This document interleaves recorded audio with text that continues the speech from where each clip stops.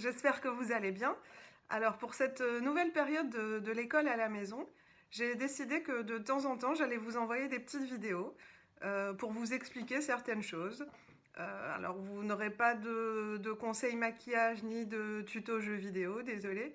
Ce sera plutôt conseils mathématiques et tuto grammaire.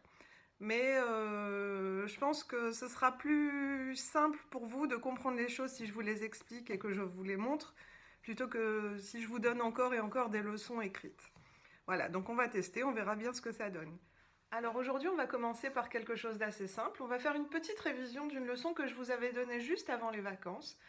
Je vous avais expliqué comment poser une addition avec des nombres à virgule. Alors j'ai écrit une addition en ligne au tableau. Je vous la lis, 45,67 plus 0,258 plus 73 plus 28,4. Alors je vais poser cette addition et rappelez-vous que je vous ai dit que la règle principale à respecter quand on posait une addition, c'était de bien mettre les virgules sous les virgules, les unités sous les unités, les dixièmes sous les dixièmes, etc. Alors moi, mon tableau, il est tout blanc, il n'y a pas de carreaux, donc ça va être un petit peu plus compliqué pour moi, mais vous, avec vos carreaux de cahier, ça ne devrait pas poser de problème. Alors avant de commencer à poser mon addition, je vous rappelle d'abord la valeur des chiffres en fonction de leur place. Ça, c'est là ce que vous connaissez depuis longtemps, c'est la partie entière avec les centaines, les dizaines, les unités.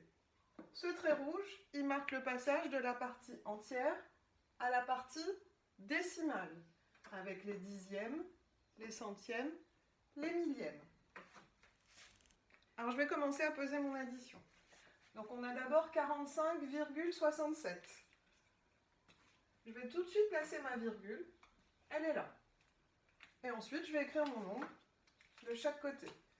Donc j'ai 4 dizaines, 5 unités, 6 dixièmes et 7 centièmes. Ensuite, 0,258. Donc je mets encore une fois ma virgule. J'ai pas d'unité, donc 0 unité, 2 dixièmes, 5 centièmes et 8 millièmes. Pour l'instant, ça va. Alors, le problème, c'est mon 73 là. Certains enfants sont tentés de le mettre par là parce qu'il est petit, on va le mettre dans un coin. D'accord? Et oui, mais le problème, c'est qu'il n'a pas de virgule. Ça veut dire qu'il n'a pas de partie décimale, c'est un nombre entier. Donc il va aller dans la partie entière. C'est 7 dizaines et 3 unités. Donc on va l'écrire ici. 7 dizaines et 3 unités. Il n'a pas de virgule. Si vous l'aviez mis de ce côté, on aurait dû écrire 0,073. Et c'était plus la même chose. Et on finit avec 28,4. Donc plus 28,4. Je mets ma virgule en rouge. Voilà. On a terminé de poser notre addition. On peut s'arrêter là. Mais certains enfants n'aiment pas trop quand il y a des trous là. Ça les perturbe. Donc vous pouvez tout à fait remplir ces trous avec des zéros. Alors là, il faudra mettre une virgule. On met des zéros, des zéros, des zéros, un tas de zéros. Et voilà, c'est bien aligné comme vous aimez. C'est bon? Donc j'ai bien posé mon addition. On va maintenant passer au calcul du résultat.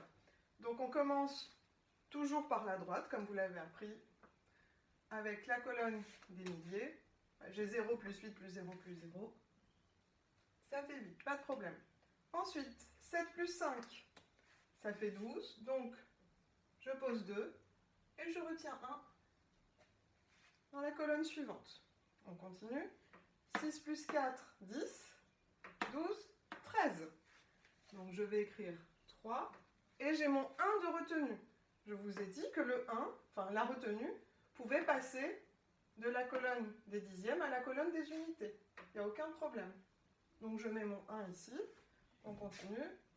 5 et 3, 8, et 8, 16, et 1, 17.